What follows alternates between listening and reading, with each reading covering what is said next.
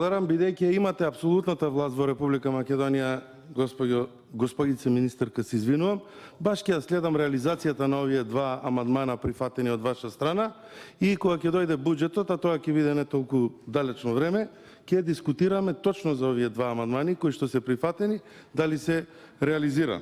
Бидејќи апсолутно ја имате власта во нашата држава.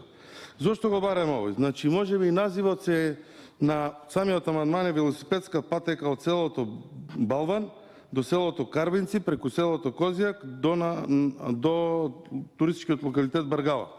Од причини што ова е итекако транзитен пат и ја поврзува Источна Македонија со Плачковичкиот, меѓутоа и со Штипскиот регион, и на овој пат, со исклучок на неколку стотини метри, ние немаме тротоарско решение.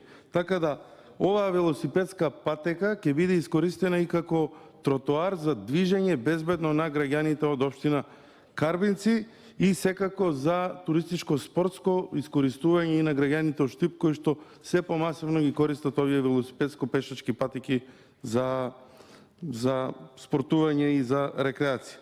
А она што го реков на почетокот, реализацијата на тие два амандмани будно ќе биде следена од мене и верувајте, министерке, дека ќе ве потсетам доколку не удостоите кога ќе дојде буџетот за 2020 година. Ви благодарам.